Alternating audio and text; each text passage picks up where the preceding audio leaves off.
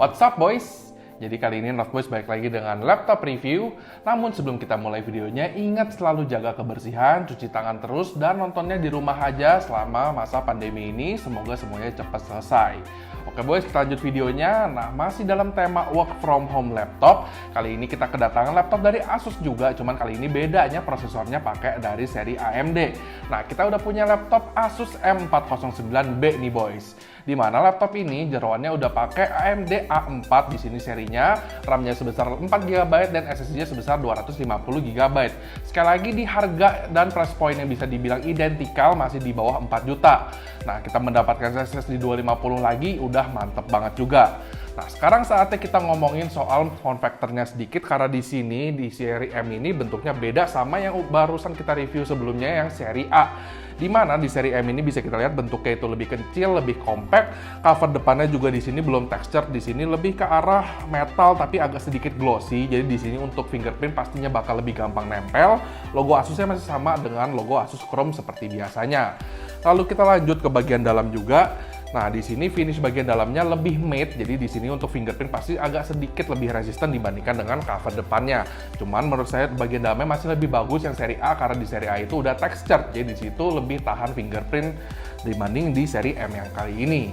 Udah gitu di seri M ini di sini keyboardnya menurut saya untuk pakai ngetik secara lama ya untuk kerja begitu lebih kalah kurang nyaman dibandingkan dengan seri A. Karena di sini travel distance-nya menurut saya agak terlalu dekat dan juga tombolnya kurang tactile alias lebih agak lembek.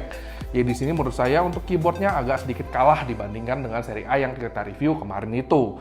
Udah gitu untuk touchpad-nya di sini navigasinya nggak ada masalah. In fact di sini surface-nya saya ngerasa lebih enak dibanding seri A. Klik kiri dan klik kanannya juga lebih firm dan lebih berasa premium lagi dibandingkan yang di seri A itu. Ada juga di sini fingerprint reader-nya di bagian touchpad-nya juga. Untuk I/O port-nya juga di sini Asus lebih dermawan lagi ngasih portnya di seri M ini karena udah ada port USB Type-C, masih ada juga port micro SD-nya, USB 3.0-nya ada 3 biji dan ada 1 HDMI port.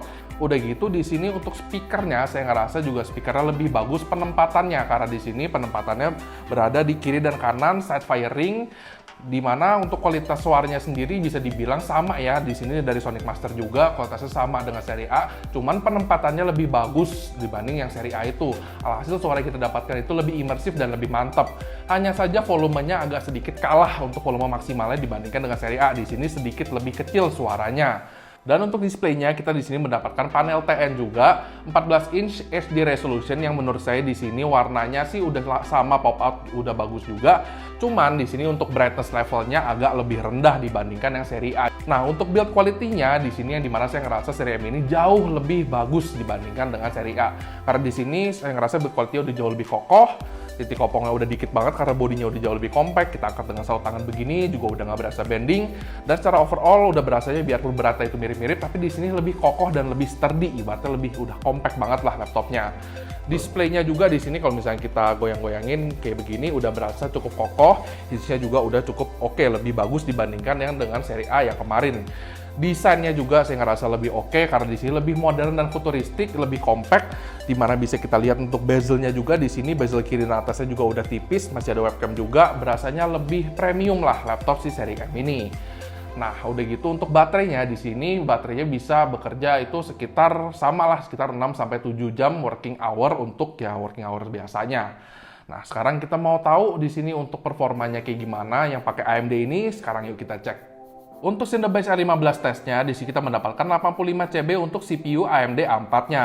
Di sini berbeda 50% dibandingkan dengan Intel Celeron N4000 yang dipakai seri A yang kemarin kita review itu. Pastinya akan lumayan berdampak. Dan untuk PCMark 10-nya di sini ada warning dulu karena di sini bisa kita lihat prosesor dan graphic card-nya is not recognized oleh aplikasi PCMark 10-nya. Biarpun skornya bisa kita simpulkan di sini untuk essentials-nya dan juga productivity-nya kira-kira mirip-mirip lah dengan seri A yang sebelumnya. Digital content creation-nya juga mirip, jadi pastinya kalau untuk editing video, laptop ini masih belum cukup kuat. Hanya saja untuk productivity dan essentials-nya, katakan seperti writing, ataupun spreadsheet, Excel, ataupun video callan, harusnya udah cukup aman dengan laptop ini. Salah satu poin plus lagi untuk seri M ini adalah di SSD-nya, di mana Crystal Disk Mark 7 tesnya kita di sini kita mendapatkan 1710 MB per second untuk read-nya dan write-nya di 1283 MB per second. Di mana ini bisa kita simpulkan hampir 3 kali lebih cepat dibandingkan dengan seri A. Udah jauh banget. Nah boys, bisa kita simpulkan sebenarnya laptop ini dengan seri A yang kita review kemarin itu perbedaannya cukup signifikannya ada di prosesornya. Dimana prosesornya seri A itu biarpun memang bodinya itu lebih gede tapi lebih powerful.